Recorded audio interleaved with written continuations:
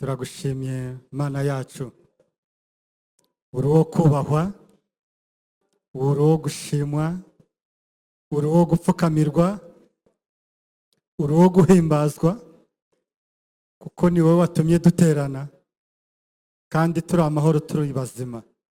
Izina ryawe nirishimwe kandi rihabwe icyubahiro. Kandi tugushimiye umugisha ukomeje kuduhera muri iyi nzu yawe, twuzuye ibyishimo n'umunezero, twuzuye amahoro yo mu mutima, ubihererwe icyubahiro. Dusengeye umukozi wawe ugiye kutugaburira ijambo ryawe, ntaba ari we, Mwuka wawe wera amukoreshe iby'ubutwari. Natwe duteze amatwi, dushaka kumva icyo Umwuka ashaka kuvugana natwe. Turagushimiye kuri muri iri teraniro, twamaganye imigambi yose ya Satani mu izina rya Yesu Kristo. Marembo y'ikuzimu turayakinze mu izina rya Yesu. Ahubwo turararitse Umwuka wera n'Imana Data n'Umwami wacu Yesu Kristo, kugira ngo baze babane natwe muri iri teraniro. Urakoze kubyemeye, tugukomeye amashyi menshi kuko uri kumwe natwe. Cyubahiro kibi cyawe kandi amahoro aganze mu mitima yacu, niko tubisenze twizeye mu izina rya Yesu, amen. Haleluya! Haleluya! Murakoze, nongeye gushima Imana yongeye kutubonanisha uyu munsi wa none. Navuga ngo Umwami wacu Yesu ahabwe icyubahiro. Nari maze agahenga ibyumweru nga bitatu, ikintu cya gatatu naragiye baranyimuriye hari Rubavu. Nagezeyo rero baranyakira, ariko ndavuga ngo ntabwo nagenda gusa ndagarutse namwe kubabwira yuko nagiye. Ubwo rero ndabibabwira umwanya nugera, ariko Imana ibahereze umugisha kuko mwakomeje no kudusengera. Muradusengera tujya tubimenya, abantu baduhamagara, mwarimu wacu bite, ngababwira ni byiza nta kibazo. Ubwo rero Imana ibahereze umugisha. Ndi hari Rubavu rero, menye yuko ndibuze guteranira hano uyu munsi. Navuganye n'umushumba waho n'abadiyakoni, mbabwira yuko ndi bugeyo kuko bambaye kuyobora ku cyumweru, ndarwara sinajyayo. Ejo bashaka kubimba, nababwira ngo uyu munsi ndajya guteranira i Beteli. Ubwo rero nababwiye ngo ndagiye, barambwira ngo nugera i Beteli ubaduhera intashyo. Mwakira izo ntashyo z'abakozi b'Imana, Imana ibahereze umugisha. Madamu nawe twavuganye, ndamubwira ngo ngiye i Beteli kuko twabimenye ejo. Nawe arambwira ngo ningera hano nongere mbasuhuze, mbabwire ngo nawe ari kubasuhuza ngo mukomerere mu Mwami. N'ubundi mwakira indashyo za madamu n'abana mu rugo, Imana ibahereze umugisha. Murakoze, Imana ibahereze umugisha. Twakomeje kumva ijambo ry'Imana mu ndirimbo, ndetse twumva n'ibihimbano by'umwuka. Imana yaraturinze kandi twagiye tubibona. Nawe hari ibyo yakurinze wabwira abandi bakabyumva. Natwe twese Imana yaraturinze. Abo yarinze muyongera amashyi menshi n'umuntu nyinshi cyane. N'ubundi Imana yabanye natwe, yaraturinze. Natwe twavuga ngo Umwami wacu ahabwe icyubahiro. Murakoze, reka dusome ijambo ry'Imana. Dusome ijambo ry'Imana yateguye yuko twaganira muri aya masaha.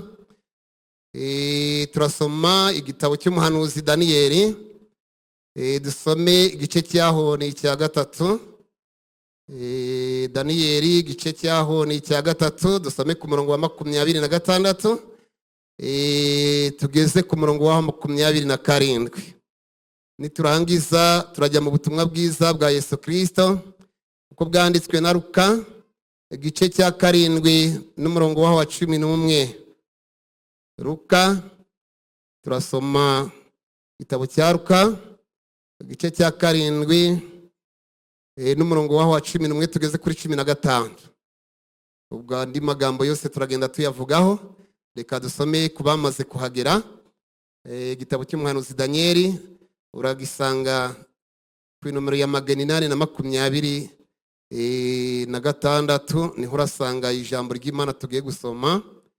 Urahabona, nanjye nahageze, mureke dusome ijambo ry'Imana.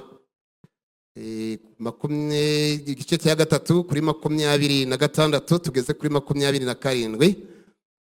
Kubahageze haranditswe ngo Nebukadinezari yigira inama Nebukadinezari yigira ku muryango w'itanura ry'umuriro ugurumana aravuga ati, yemwe Saduraka na Meshake na Abedenego, mwabagaragu b'Imana isumba byose mwe, nimusohoke muze hano. Nuko Saduraka na Meshake na Abedenego baherako bava mu muriro, maze abatware b'intebe n'ibisonga byabo n'abanyamategeko n'abajyanama b'umwami baraterana, bareba abo bagabo, basanga umuriro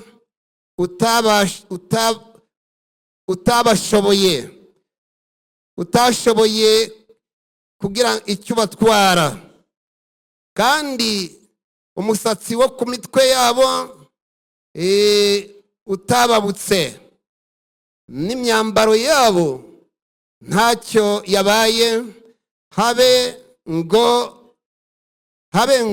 wakumva umuriro ubanukaho. Amen.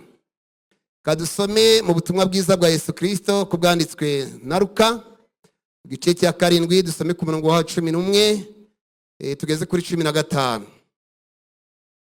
Kadusome niba twahageze. Luka igice cya 7 umurongo wa 11 tugeze ku wa 15, haranditswe ngo, azura umwana w'umupfakazi, bukeye ajya mu mudugudu witwa Nayini, abigishwa be n'abantu benshi bajyana nawe. Ageze hafi y'irembo ry'umudugudu, ahura n'abikoreye ikiriba. Uwari wapfuye yari umwana w'ikinege, kandi nyina yari umupfakazi. Abantu benshi bo muri uwo mudugudu bari bamuherekeje. Umwami Yesu amubonye amugirira imbabazi, aramubwira ati, wirira. Yegera ikiriba agikoraho, abakikoreye barahagarara. Ati, muhungu, ndagutegetse byuka. Wari wapfuye arabaduka, atangira kuvuga. Yesu amusubiza nyina. Amen. Haleluya. Twumvise ijambo ry'Imana, nahaye umutwe uvuga ngo, ndimutinye Yesu umwami wacu twizeye ashobora byose. Ndimutinye Yesu umwami wacu twizeye ashobora byose. Somye iri jambo, nakuruye uburyo Imana igiturinda mu bintu byose bikomeye. Ndabikurura nanjye ngurura ibyanjye, nawe ahura ukurira ibyawe, urebe yuko Yesu afite imbaraga kandi akabashobora byose. Bano bahungu dusomye muri iki gitabo cya Danieli babonye Imana, ariko barayubashye, bamaze kubibahana Imana irabatabara. Ubwo bari bageze hariya mu gihugu cy'abanyaganyo cya Babuloni, barahageze, baragenda, bari bagezeyo bavuye mu bunyagano babanyaze, ariko baragenda bafite ibanga ry'Imana bakunze, kuko Imana yarabarindaga na hariya iwabo i Yerusalemu. Imana ibana na Yerusalemu irabarinda. Ababakomokagaho bariya basogokuruza babo bakababwira amateka y'Imana, uburyo yabakuye mu gihugu cya Egiputa. Imana yabambukije inyanja itukura, maze irayikamya batambuka n'amaguru.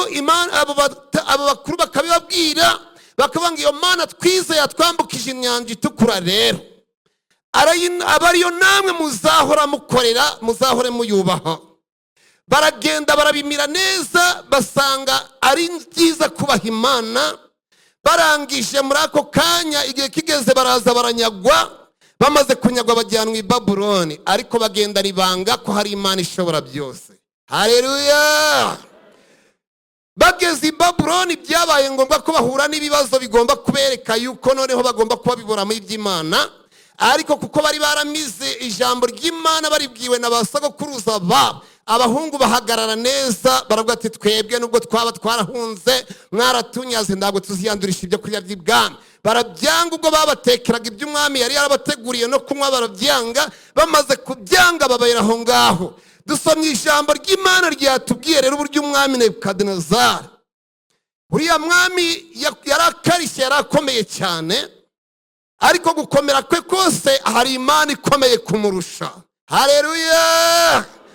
umwami wacu Yesu arakomeye kumurusha, yapanze gahunda aravuga ati rero ngiye gukora agashya. Maze ngo aragenda akoresha igishushanyo, arangije aragikoresha neza barakibumba, barangiza ashyiraho itegeko. Aravuga ngo abantu bose batuye mu gihugu cyanjye, ntabwo cyari igihugu kimwe, byari ibihugu byinshi yayoboraga. Aravuga ngo abo bantu bose bagomba gusaba kubarira igishushanyo cyanjye nakoze, bagahurira mu kibaya cyitwa Dura maze bakakiramya. Hariko abahungu bari baramize ijambo ry'Imana babwiye n'abasogokuruza babo. Maze ngo igihe kigeze barabatumira baragenda, ariko ba Danieli nabo bajyayo. Bamaze kugera ngo igihe cyarageze, kimaze kugera rero amaze bavuza amakondera n'ibindi byose bari bategetse ababivuza. Mujya mubona abantu bari kubyina ukabona bazanye n'ibindi byose, nabo baraza barababwira ati rero mugiye kuvuza imyirongi n'amakondera n'amabura, umuntu wese urumva murangije kubivuza yubarira igishushanyo cyanjye. Ariko babahungu baravuga ati twebwe ntabwo twakubarira izindi mana, hari imana yadukuye mu Egiputa, iyo mana niyo tuzakorera. Baranga bahagarara neza, abahungu baranga. Igihe cyarageze bavuza imyirongi yabo n'amakondera n'amabubura byose barabivuza, barangije barubarara, ariko abahungu barahagarara. Bamaze guhagarara babwira umwami ati mwami wabibonye, hariya hari abahungu batakwitayeho, bariya abahungu ntabwo bakwitayeho, n'ubundi banze kubarira igishushanyo cyawe. Ariko ako kanya umwami arabaza ati mwabahungu mwe, nimwe mwabyitumye kutubabarira igishushanyo nakoze? Ariko ngo ndibagira icyo bamusubiza. Arababwira ngo guhera uyu mwanya rero bongere bavuza amabubura n'amakondera, maze nimutubabarira iki gishushanyo bacane ririya tanura ry'umuriro baricana, kandi baryenyegeze karindwi. Niba mutacyubarariye barabajugunya mwari ririya tanura. Abahungu ndibatinya gupfa, baravuga ati twewe turemera dupfe, ariko dufite Imana, ntabwo twakubarira igishushanyo cy'umwami. Abahungu bahagarara neza, amaze amakondera aravuga n'amabubura, barangije maze bayavugisha abantu bose barubarara. Ariko abahungu baravuga ati twebwe ntabwo tuzubarira igishushanyo cy'umwami. Arangije ngo arazabiranwa n'uburakari, arangije arababwira ngo muryenyegeze karindwi, kandi mubahambire mubajugunyemo, kugira ngo bajye mwahurira muriro bashye, sinzongera kubabona mu maso yanyu. Ariko ibyo Satani agushakira ntabwo ariko bizagenda. Satani yinjiye mu mwami Nebukadinezari kugira ngo abahungu bapfe bashireho, ariko Imana yacu igitabara kuko ifite imbaraga zikomeye. Niyo mpamvu yatabaye bariya abahungu. Twasomye ijambo ry'Imana ritwerekana uburyo umwami Nebukadinezari ngo barabafashe b'abahungu, bafata n'abasirikare bakomeye cyane. Amaze kubafata barabahambira amaguru n'amaboko, barangije ngo baragenda barabaterura. Abahungu baremera ati turapfa nta kibazo. Ariko arababwira ngo niba mutemeye kugira ngo munyemere n'ubundi murapfa. Ariko baramubwira ngo umwami Nebukadinezari ntacyo twagusubiza, Imana yacu iradutabara, kandi naho itadutabara ariko ntabwo twakubarira igishushanyo cya. Imana iri mu ijuru yumva ijambo ryabo, imaze kuryumva n'Imana iranezerwa, iravuga ati burya mfite abakozi hariya bemera kumbamya mu gihe cy'akaga n'amakuba. Muri ako kanya maze ngo barabafata babajugunyamo, ariko ijuru riraterana bavuga ngo mumanuke. Bamanuka, aramanuka. Ijambo ry'Imana narisomye rirambwira ngo nda wundi wamanutse. Haleluya. Bagiye kubona ngo mu muriro baratambagira. Bamaze gutambagira Nebukadinezari Imana imufungura amaso. Imana igifungura amaso kugira ngo igutware. Arangije ngo yitegereje mu muriro, habona Saduraka na Meshaki na Abedenego barimo, ariko ngo agiye kwitegereza abona n'indi shusho idasa nabo. Arangije abwira abatware bari baraho, harababwira ngo none muitanura twajugunyemo abantu batatu. Agiye kubasubiza baramusubiza ati ni batatu twajugunyemo. Ariko umwami arababwira ati ngiyewe rero ndi kubona abo batatu, ngabona harimo n'undi wa kane. Uwo wa kane namubonye, mbona afite ishusho y'Imana. Haleluya. Ishusho y'Imana ari we Yesu aramanuka ajya gutabara. Ageze mu muriro ngo atangira gutambagira, acecekesha umuriro uraceceka, maze abahungu batambagira mu muriro neza ndagushya, n'umwami ari imbere ya. Harangije Nebukadinezari arabahamagara, yemwe Saduraka na Meshaki na Abedenego, musohoke mutanura muze hano. Ariko ijambo ry'Imana urisomye wasanga hari ibitambo byatambutse. Niyo mpamvu rero Imana niza kugutabara. Satani hari ibyiza, hari ibyo Imana izangiza bya Satani. Imana izi gutabare n'abantu babibone ko yagutabara. Ako kanya ngo bari mu itanura bakivamo bagisohoka, abandi bari bapfuye imirambiri hariya bari bagiye kubajugunyamo, ibirimi by'umuriro birabafasha. Abahungu barasohoka neza, ariko marayika w'Uwiteka Imana uriya wabona akagashusho y'Imana, ako kanya aca haragenda misiyo yari irangiye, akomeza kubarindiraho mu buryo bwo mu mwuka. Nebukadinezari atari kumureba, ariko Imana ikora ibitangaza. Haleluya, haleluya. Imana ikora ibitangaza. Irangije bamaze kuza, twasomye ijambo ry'Imana ngo umwami aratangara cyane, amaze abashinzwe ubuyobozi bose, bari abashinzwe abayobozi bashinzwe ab'intebe n'ibisonga byose, ngo n'abanyamategeko n'abagenama bose baraza, ngo baza guhumuriza kuri abo bahungu ngo barebe. Bamaze kuza bagasanga bahagaze neza, nta kibazo bahahuye nacyo, barabitegereza babona ni ibitangaza bikomeye cyane. Naho Yesu yari yamanutse aza gutabara ubwoko bwayo. Arangije ngo bamaze kubitegereza baza no kubihumuriza, basanga imisatsi yabo irahari, byose ingingo zose zirahari. Barangije bakabinukiriza ngo bumve yuko baranukaho n'imyotsi, ariko ngo bakwihumuriza bagasanga nda myotsi. Buriya ahubwo barahumurizaga bakumva abahungu barimo imbaraga z'Imana, bagasanga Imana yaba. Umwami wacu ahabwa icyubahiro.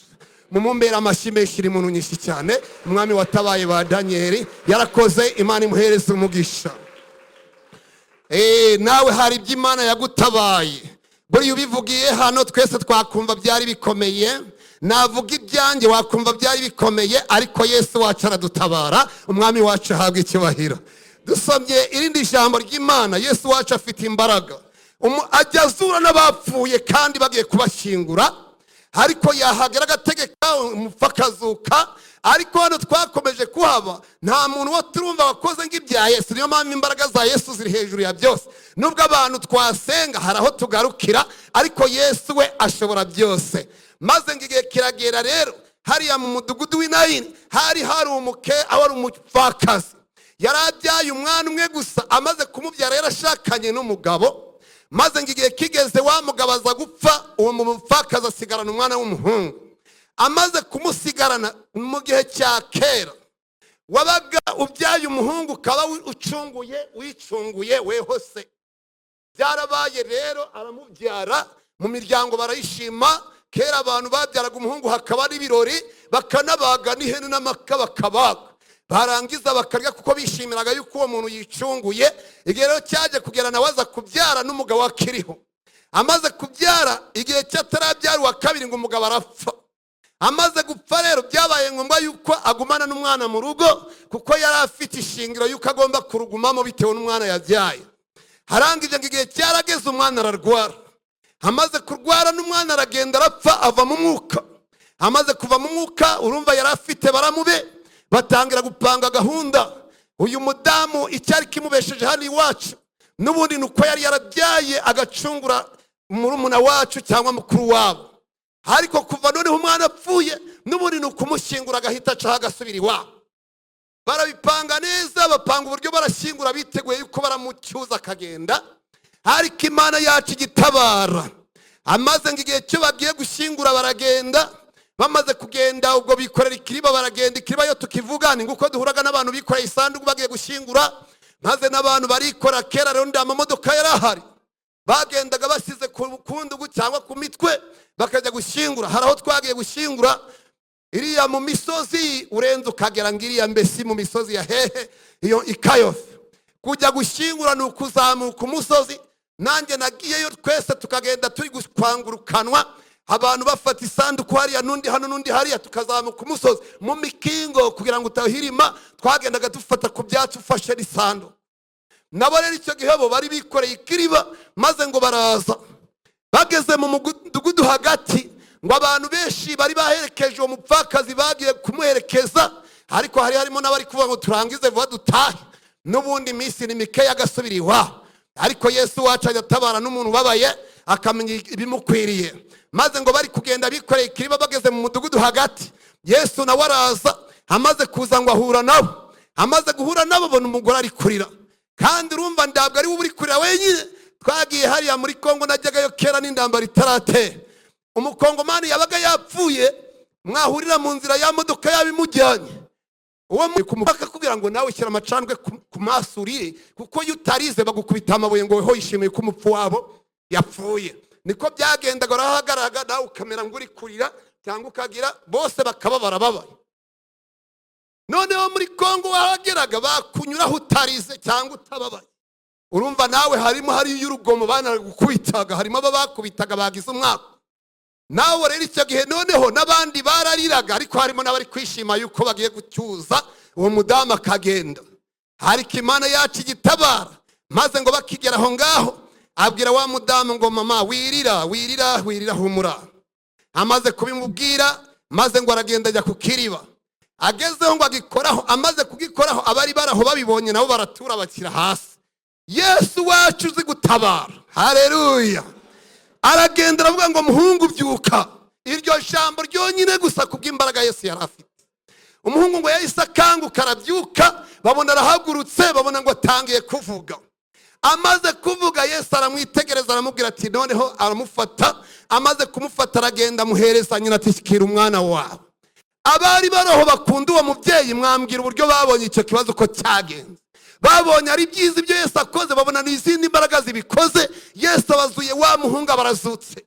Ni kwa kundi nawe ibigerageza byawe bikuzaho, abasatani bakagenda mu bantu, bakagenda bagakuza ibintu, barangiza bamwe bakanagushiyagurira nubwo batavuga uri kumva. Ariko burya iyo wahuye n'ikigerageza haba harimo abakunzi bawe, harimo n'abanzi bawe. Ariko dufite Yesu utabara, ufite imbaraga, utabara ku mugaragaro n'abantu bakabibona. Ababibonye yuko uwo mwana azutse, urumva ibyahabaye. Nyina yaranezerewe, abakunzi be baranezerwa, natwe niko Imana yidutabaye rero n'abantu bakabimenya, b'abakunzi bacu bajya banezerwa nabo bagahimbaza umwami wacu ahabwa icyubahiro. Yesu mumumera amashyi menshi n'impunwishyi cyane, yakoze ibitangaza. Umwami wacu ashimwe. Umwami wacu ahabwa icyubahiro, ashobora byose. Nakomeze kubitekerezaho, nigeze kubahereza rimwe ubuhamya Imana yangoreye, mbabwira yuko Imana yanabaye. Twabyaye abana babiri b'impanga, tumaze kubabyara barakura bagira n'amezi 9. Nageraga mu rugo ngabona bari kusanganira, bakusuhuza kugira ngo basange, ariko batarashobora kuza kungu bafateho. None igihe cyarageze, umwana arwara, umuhungu wari urimo kuko nabyaye umuhungu n'umukobwa. Amaze kurwara nyina mujyana kwa muganga. Umwana yararwaye, anagenda byibushye kwa muganga, bashyiramo igipimo ngo umwana ndaburwaye afite. Ariko twewe twaraye kwijoro tukavuga ngo umwana ararwaye. Igihe cyaje kugera rero umwana ararwara. Amaze kurwara kwa muganga nyina asubirayo, bongera bamuhereza utunini, cyura umwana ndacyabaye. Nyina akababwira umwana wanjye ararwaye, mwamba transfer ngajya niri Gisenyi ko ndi kubona arwaye. Tuyu mwana ndacyarwaye. Bamushyiraga ku biro bagasanga ibiro byose biruzuye, hari munini afite ngibiro byinshi. None umwana baramuzana. Bwabaye nka nijoro ngiye kubona mbona umwana atangiye kwayura. Nyina nawe abona arambwira ati uyu mwana ndacyo tuzasarura uyu wo kugenda. Ubwo rero nyina yarafite n'imano zo kujya yerekwa abadamu. Sinzi umugabo watubwiye hano ngo uyu mwana arwaye, umugore abimenya mbere. Yarabimbwiraga yuko atazakira, ngiye ngo abigira ibikino umwana ari muzima. Ariko igihe cyaje kugera madamu arafata inzira, arambwira ngo ubu ngiye kwiyahura mu masengesho. Njye gusengera uyu mwana, shake n'abanyamasengesho basenge, namwe musigare murasenga. Yaragiye ararayo, yongeye kurarayo yiriweyo. Mu gitondo hashize ng'amasanga 5 saa 5, mbona baje kushyikiraho narindi tumarira ngo umwana amaze gupfa. Umwana yari yapfuye. Ubwo ndaza turamushyingura. Tumaze kumushyingurana wa mukobwa ukurikiyeho hashize ng'icyumweru cyangwa 2, buriya ni 2 kuko ni iminsi ishize, umwana barafashwe. Nawe afatwa kwa kundi. Ubwo nyina none haravuga ati n'uyu nawe ndacyo turasarura. Ndamubwira uyu mwana mujyane kwa muganga. Yahise amujyana, nawe bamubwira kwa kundi ndandwara arwaye. Umwana beraho dukomeza kurwaza, yongera asubira mu masengesho. Noneho nyewe nari ndi mu rugo yarayeyo. Bwahenze mu gitondo ngiye kubona, mbona abantu baraje, umudamu bari kumahetse umwana mu mugongo, madamu abereye aho. Bazana n'undi munyamasengesho w'umugabo bari kumwe. Bamaze kuza binjira mu nzu, natwe twari twabyutse, baratwicara, ndicara ndabakira. Ndangije uwo mugabo yari umuvuga butumwa, agiye kuvuga aravuga ati rero mwaramutse neza, natwe twaramutse. Aravuga ati rero ikituzanye mukomere mwihangane, niko bigenda, niko Imana ikora, none mwihangane. Ariko sinabishikira, ndabona ari nzi byati. Arangije aravuga ati rero ikituzanye, n'ubundi n'uyu mwana wundi yapfuye ngwe. Ako kanya numvise ubuzima bwanjye bwose bugiye. Ndavuga ngo uyu yarapfuye, yapfuye. Ndababwira mumukure mu mugongo mumumpereze, wenda ndebe yuko yarapfuye. bamukuye mu mugongo baramumamuna, amaso yagiye rwose yarangije gupfa. Ariko ndavuga aba bantu bo duturanye baraduseka. Twewe twizeye Yesu tukava mu byaha tukaza, barongera kumva ngo n'undi mwana arapfuye mu cyumweru kimwe. Ntabwo baravuga ngo twakoshereje Imana dukora ibyaha none Imana iri kuduhana. Urumva byari bigoye kubyakira. Hari igihe cyarageze umutima w'Imana, Imana yakira taba. Numva mu mutima harambwiye ngo sengera uyu mwana, maze numara kumusengera ubwira Imana igira ikikora. Somye n'ijambo ry'Imana ubambera suraba, nanjye ndabigerageza. Ndavuga ati Mwami Yesu, reba ibitubayeho, umwana wa mbere aragiye, none n'uwa kabiri dore umurambo ndawufite. Hari icyaha twagukoreye gitumye n'aba bana bose ugenda ukabajyana. None si niba ushaka kuturimbura watubwira icyo twagukosherejeho, amaze tukihana ukatubabarira. None rero niba uzi kuko waducunguye aho wadukuye, ndamwibutsa uburyo twakize imvugishi. Ndangize ndamubwira ati natwe dukiriza umwana, maze uyu mwana akire. Abanyamahanga baraduseka kandi nawe waduhamagaye baraguseka, ariko Yesu ihesha icyubahiro. Narangije kuvuga iryo jambo mbumuye amaso, mbona umwana ari kundeba. Haleluya, haleluya, haleluya. Umwana barandebye, mbwira nyina ati umwana ni muzima. Fata rero moto hariya dutuye umujyane kwa muganga, nubwo ahumutse bapime barebe ikiri kwica aba bana. Yahise afata moto n'igisenyi, ageze igisenyi yarandebye ndiyavugisha. Igisenyi bahise bamukubitamo kiriya cyuma gitanga umwuka, ari muri cya cyuma. Hari karimo nyina yarari aho bari kumubwira ati ukomera. Nanjye ndahagera, ndangije ndasenga, ubwo ndataha. Ariko ngaba nari ndi kuvuga ati uyu mwana si nawe araducitse. Ariko ngabwira Yesu ati Yesu tabara, hariya ku bitaro wihesha icyubahiro. Ejo nagiye ngigerayo, umwana yahise ansimbukira muri cya cyuma cyabo ngo aje kumbobera. Araza nanjye ndamufata, baravuga ngo yakize, ndakunda ubwo yahagurutse. Iyo Mana muyimbera amashyi menshi iri mu nyinshi cyane.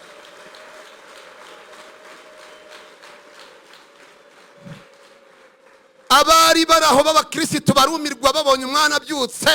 Nanjye numva ngize akanyamuneza, ndavuga ati Yesu nzagukorera ibibaye nanjye ngabibonesha amaso yawe. Ufite imbaraga zisumba izindi mbaraga. Segonde iyo tubibonye tukamubona turabyibuka uburyo Imana yamutabaye akazuka. Imana yacu ihabwa icyubahiro.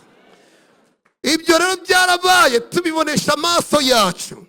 Niyo mpamvu nawe hari ibyo wabonesheje amaso yawe. Ibyo ni bikeya twabonye kuko twavuye mu rupfu turureba. Natwe tubona yuko Imana ariyo tubeshejeho. Ubwo rero abantu bakeresha imbaraga z'Imana, bakeresha umwana w'Imana kandi ashobora byose. Abo bantu bafite ikibazo. Ariyo mpamvu uyu munsi naje ngo tuganire, tuvuge ngo umwami wacu Yesu ashobora byose. Kandi ndutinye ibyo wahura nabyo, ubwizere yuko Yesu atabara. Imana yacu ihabwa icyubahiro. Imana rero yongeye gutabara hariya Betaniya. Lazaro ararwara, hamaze kurwara ngo aragenda araremba. Yari inshuti ya Yesu n'abashiki be, bamutumaho tugenda dore inshuti yawe yarwaye. Ariko Yesu wacu nubwo byaba bicitse ndakimunanira. Arangije ngo arasiba ndiyajyayo. Amaze gusiba atagiyeyo, Lazaro barapfuye. Amaze gupfa rero baraza babwira Yesu ati mbwira wawe yapfuye. Ariko Yesu arababwira ngo ntabwo yapfuye, arasinziriye. Abigishwa bababwira ngo nugusinzira kwa kundi dusinzira, ariko arababwira ngo arasinziriye mu mwihorere. Icyo gihe Yesu yashaka kugira ngo agaragaze imbaraga. Hari Betaniya yerekana yuko ari we Mana hejuru y'izindi zose. Maze ngasinziriye, Yesu aberaho. Umunsi wa mbere urashira, ba Mariya bari kurira n'inshuti zabo. Ubwo umunsi wa kabiri urashira, bari kurira, bari mu kiriyo baje no kubayagira. Umunsi wa gatatu urashira. Ku munsi wa kane Yesu abwira abigishwa be, rero turagiye twajya kureba inshuti yacu Lazaro.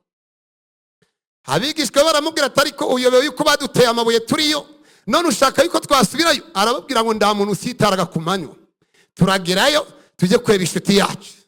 Bahise babyemera baragenda. Bagezeyo ngo bakigera ku irembo, ako kanya ngo bumva noneho abantu barabwira ba Mariya na Marita, barababwira ngo dore Yesu yaje. Yesu aho yageze ibintu birahinduka. Haleluya!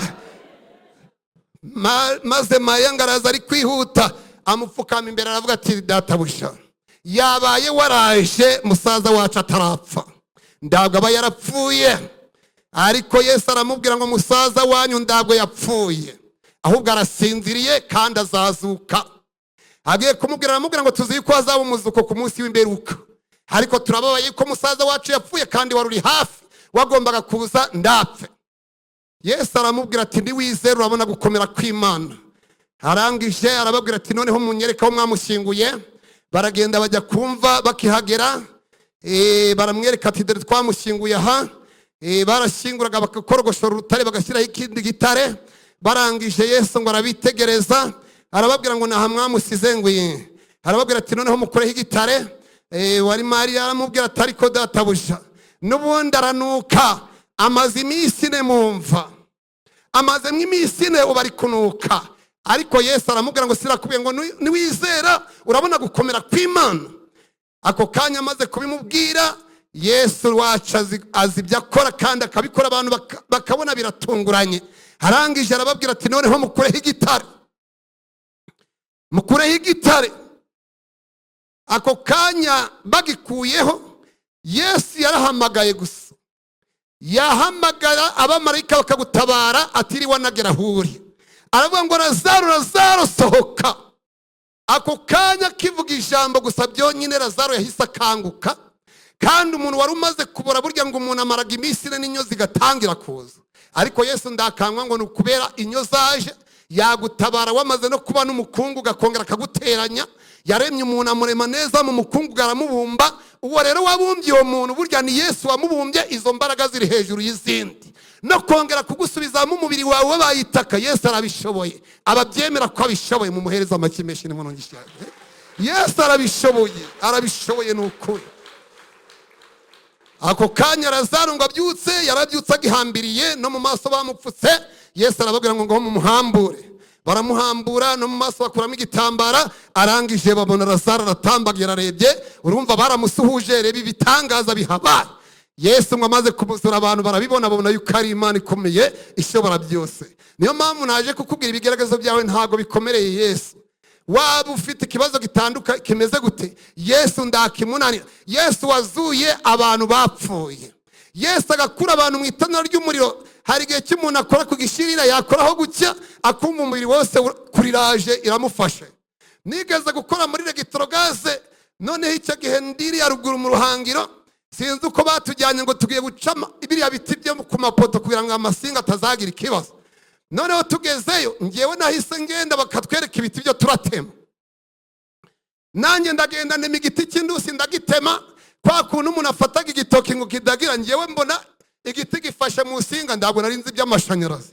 Naragiye nanjye ndagihobera ndagikuru. Umuriro wahise uvuga ngo vu, warandereye ngo bitangire hirya. Abantu bose baravuga ngo Jonas arapfuye, Jonas arapfuye. Nageze aho nanjye nahahamutse n'amaraso numva ari kushiramo. Baraza baravuga ati noneho warupfuye, twemeye yuko uri umukozi w'Imana, Imana niyo ikugaruye. Baravuga ngo mu mwanya twari kuririmba ngo heza mu ijuru, nanjye mbibonye mbona ari imbaraga z'Imana zahanguye. Iyo Mana yacu ihabwa icyubahiro. Hari ibyo nawe Imana yagutabaye, hari ibyo yagutabaye byo wavugira hano twese tukahirirwa. Ariko twaje kuvuga gukomera kw'Imana. Yesu wacu afite imbaraga, kandi imbaraga zisumba izindi mbaraga zose. Niyo mpamvu njya muvuga ngumva ndasoni ifite, nubwo nahura n'ibibazo njya muvuga ngumva ndasoni ifite, kuko hari aho yanguye, hari ibyo nabonye yakoze, nawe hari ibyo wabonye yakoze. Imana yacu ihabwa icyubahiro. Tugiye gusenga Imana, ntabwo turi butinde, tugiye gusenga Imana. Ariko gusenga Imana harimo abantu bafata Yesu ngo woroheje, abantu bagakora ibyaha bitandukanye bakabikora bakabona ndakibazo, bakitandukanya n'ubwiza bw'Imana. Hano hari abaririmbyi baturirimbiye turafashwa, batwereka ko umwami wacu Yesu hari amasezerano yagirana n'abantu, ariko akazasohoreza abantu amasezerano ari uko bamukiranukiye. Naka twaje hano imbere y'Imana, hari ibyo Imana irebaho burya n'ishyaka ryawe. Imana yarebye ishyaka rya Saduraka na Meshaki na Abedenego, ibona yuko bahagaraye neza, maze imaze kubibona itegura kubatabara, kuko bari barakiranutse banga kubararira ibishushanyo. Bwa mbere nababwiye yuko banje no kurya ibiryo by'ibwami kwiyanduza, mbabwira yuko bakomeje guhagarara ku Mana yabo. Natwe turashaka kugira ngo turebe mbese weho muri iyi minsi uhagaze ku Mana yacu gute, uhagaze kuri Yesu gute, cyangwa ngewe muhagazeho gute? Waba warateshutse ugakora ibyangwa n'Imana, maze ukimura Imana, maze ukabarira ibishushanyo bitandukanye. Abantu bari kubyubarira bitandukanye, abantu bakiriye Yesu nk'umwami n'umukiza, kabona umuntu n'umusinzi yagiye no kunywa mu mukwe, kabona umuntu n'umusambanyi ari mu maroshe, kabona umuntu ari kugenda mu buryo butandukanye, menya ngo gutabarwa kwawe n'utihana nda butabazo uzabona. Yesu ajya atabara umuntu waciye bugufi akavuga ngo Yesu mbabarira. Nanjye umwana agarutse kugira ngo agaruke nabanje kwisuzuma, ndavuga ati Imana twagucumuye hiki, none byatuma aba bantu bose bapfa, none byagenze gute? Ariko yaje kutubwira ibanga ryatumye duhana. Niyo mpamvu bitajya byemera yuko napfa kunywa ikintu cyose mbonye.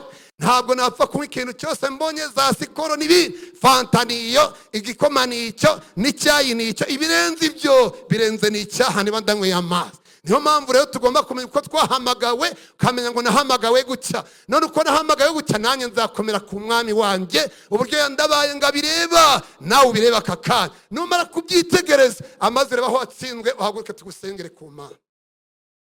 Aba Yesu bishimira izina rye ryiza, ribamara imibabaro, rikabatinyura, ribamara imibabaro, rikabatinyura. Umutima ukomeretse, niryo ribukeza, ushongerera uhaza, yerororoshye, ushongerera uhaza, yerororoshye. Haleluya. Nababwiye gutabarwa kugira ngo dutabarwe nuko wamanza ukisuzuma. Ibyawe ni byinshi, nawe uri kubabwira n'ahandi. Yesu yagiye akora imirimo. Yesu n'abadayimoni iyo bamubonye bahita bahunga bakagenda, iyo bakamuvamo bakagenda bakava mu muntu, kubera Yesu ashoboye byose, afite imbaraga. Yesu afite Yesu ngusha. Nawe uri hano Yesu aragutabara n'umwemerera. Nawe uri hano ukizera Yesu ngushobora byose, Yesu aragutabara. Hari abantu bari kubona n'ibibazo bibateye bakagenda bakajya mu bapfumu. Abapfumu barabeshya, wavayo bakakubwira ngo genda ukora ibi, umuntu wawe akanapfa. Ariko Yesu wacu ndajya abeshya, yavuze ngo ndagukiza abaragukiza. Niyo mpamvu uyu mwanya tugiye gusenga Imana, tubwire Yesu uti Yesu tuzi ko ushobora byose, kandi wabanye natwe, twarabibonye ibyo wadukoreye, natwe turabigushimiye. None muri aka kanya twarakugomeye rero, nitwemera yuko imbaraga zawe arizo zitubeshejeho, nitwemera yuko wadutabara twahuye n'ibibazo. Ariko haguruka tugusengere ku Mana. Imana ikwambika imbaraga kugira ngo nawe umenye ko Yesu ashobora byose. Ngwino hano wiba warakoshereje Imana, tugusengera. Abatambyi barahari ariko bagusabira imbaraga zo kwemera ko uwo mwami wacu Yesu afite imbaraga zisumba izindi. Uwo mwami wacu ahabwa icyubahiro.